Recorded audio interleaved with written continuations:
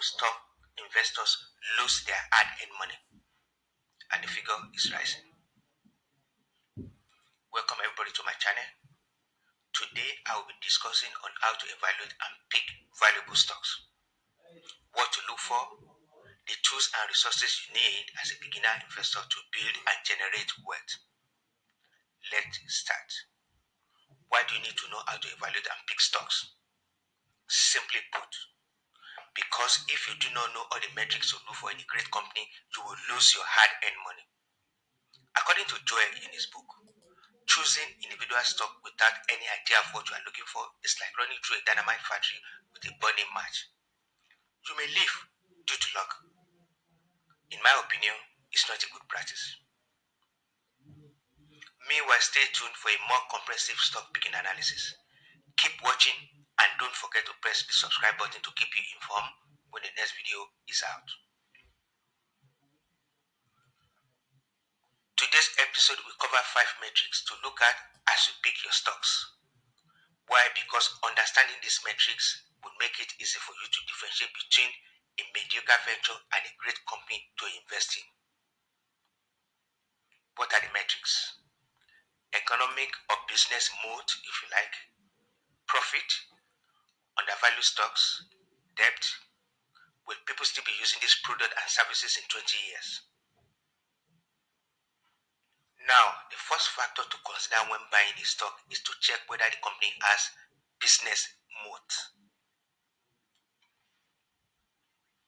A good investment strategy is to buy a company with a history of sustainable growth over a long period and have a competitive advantage, particularly in today's rapidly changing market environment. As an intelligent investor, you want to invest in a company with a wide, dependable product. For instance, Coca-Cola has been around for so many years and continue to grow and expand despite several competitors, particularly from the generic copier of the drink. And despite all these challenges, Coca-Cola has maintained and sustained its dominance in the market due to its network supply chain all over the globe. A unique aspect of Coca-Cola moat is a brand name.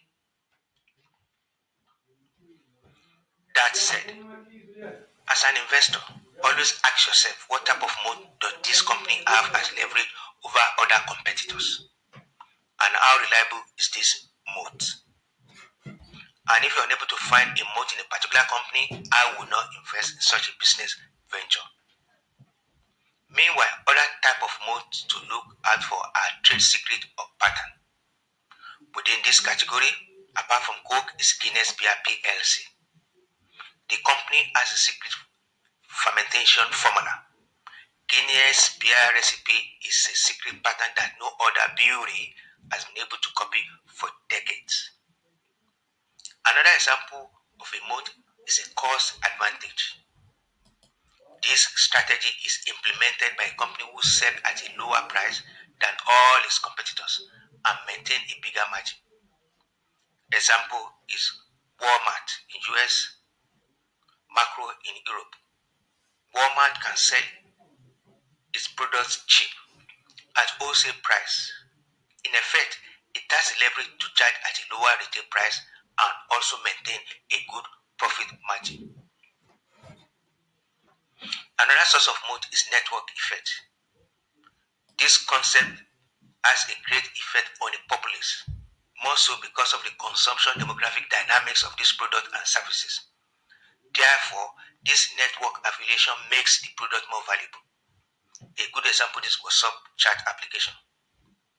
Because everyone is on WhatsApp, which offers a free call, you are compelled to use WhatsApp to communicate with everyone. Another example is Facebook, where everybody uses it to communicate and share pictures. Another reliable metric to look at is the profit margin of the company. You can check Yahoo Finance, Morningstar to see the company financial statement so as to determine how much money the company generated like profit, and the best way to measure this margin is by using the simple formula return on capital, which is determined by net income divided by invested capital as expressed in percentage. You can do the math yourself or look at the financial statement.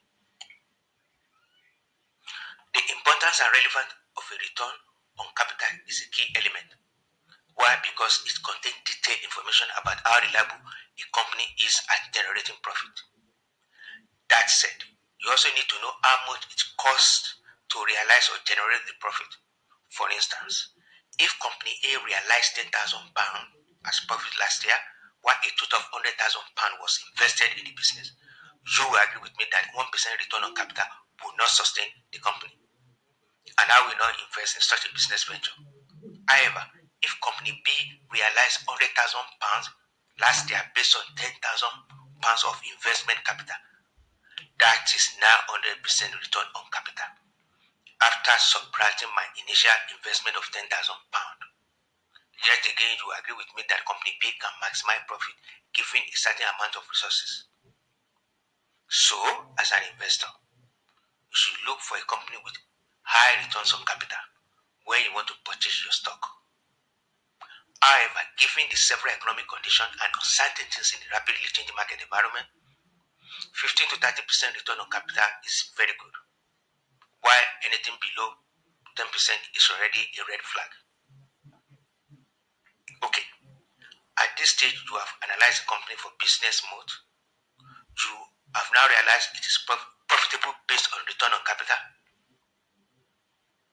Next is to determine if the company is overvalued, because as an intelligent investor, your effective investment strategy should be to buy great company stocks at bargain prices. To be specific, you should buy a stock when it's below or close to intrinsic value.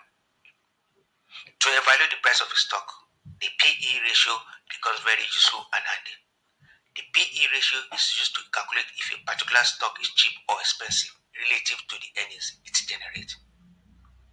The formula of a PE ratio is current stock price divided by the most recent recorded earnings per share.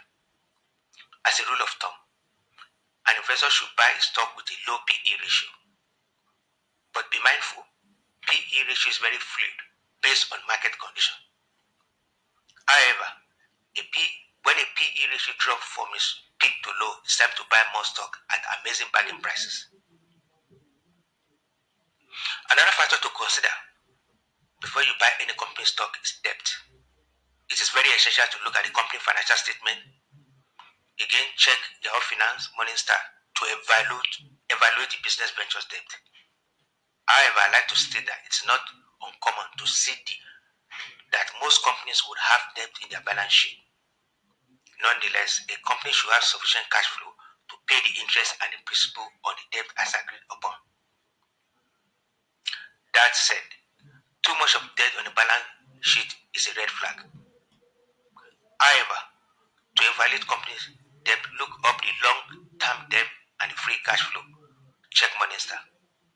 And divide the long-term debt by free cash flow. The number you will get will provide you with a preview of how many years it will take a company to pay back a loan. A 3 years horizon is about the best duration. You must realize that a highly leveraged company with tons of debt is embedded with uncertainty and is very risky. Why? Because if there is a significant crash in the economy and the revenue of the company dwindle, it will inevitably put the company at the edge of the cliff. More so, because debt payment is usually fixed even though the company revenue becomes variable. And what will likely happen to a company if it cannot fulfill a debt obligation? It will declare bankruptcy and stock price reduce to zero. And the last metric to look for on this list is to ask yourself a very relevant question. Will people still be using this product in 20 years? Meanwhile, according to my research, Microsoft PLC is a very good example of a company that produces a very unique product and has remained dominant for the past decades, more so because of its creative capacity. Hence, the product has had global impact on the populace.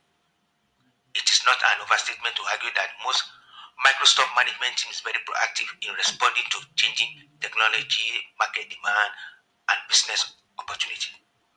For instance, while Windows operating system is still relevant and usable to date, Microsoft has introduced Android as a dominant operating system in smartphone in today's competitive market condition.